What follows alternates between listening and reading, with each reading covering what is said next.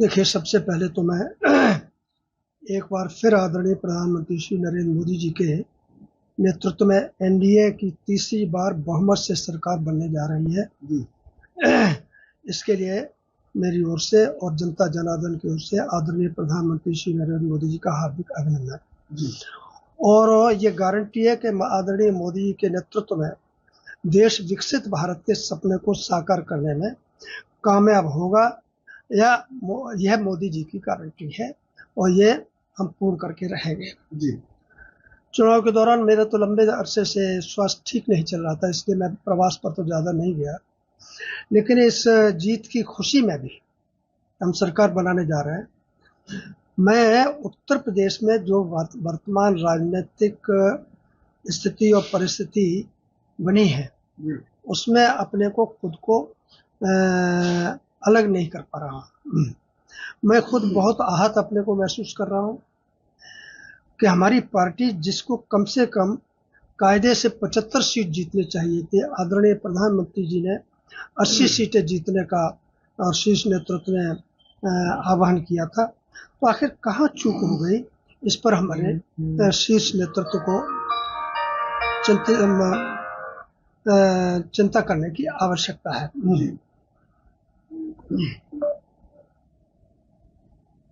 तो और अब हम 40 सीटें भी नहीं प्राप्त कर पाए, जबकि आदरणीय प्रधानमंत्री श्री नरेंद्र मोदी जी का गांव में, गली में, कूचे में, शहर में, कस्बे में हर जगह उनके नाम की गूंज है, उनके प्रति बड़ा श्रद्धा भाव है। उन्होंने देश के लिए जो बहुत अति महत्वपूर्ण फैसले लिए हैं, उत्तर प्रदेश के संबंध में अनेक काम किए हैं, जन जन तक अनेक लाभकारी योजनाएं पहुंचाई है, इसके बावजूद हम कहाँ हमसे चूक हो गई, इस पर गहराई से चिंतन करने की आवश्यकता है। और आज भी आदरणीय मोदी जी के नेतृत्व में भले ही हमारी सीटें कुछ कम आई हैं, लोगों की पूरी आस्था है, लोग आहत हैं और लोगों में इस बात की भी खुशी है कि एनडीए की सरकार स्पष्ट बहुमत के साथ बन रही है। सर, सीटें कैसे कम आई? उत्तर प्रदेश में भी काफी गिरावट इस तरीके से देखी गई। उम्मीद 80 में से 80 की बात कर रहे थे, उधर 400 की भी बात कर रहे थे। सीटें कैसे कम हो गई?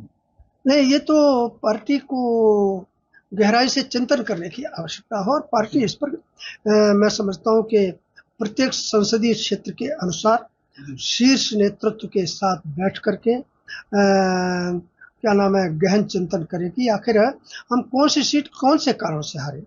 और इसी में यदि किसी विधायक ने, किसी बड़े नेता ने, चाहे वो जिला स्तर का रहा हो चाहे अन्य स्तर का रहा हो, और किसी ने यदि भितरघात किया है, तो वो पार्टी के साथ तो विश्वास खून पसीना एक कर रहे थे और उनके इस फैसले को भी लोगों ने न स्वीकार करके और ये तो एक तरीके से पार्टी के साथ विश्वासघात किया ऐसे लोगों ने। और इसकी जांच जो है गहराई से होनी चाहिए, प्रत्येक जिले अनुसार होनी चाहिए कि कौन कौन ऐसे लोग हैं जिन्होंने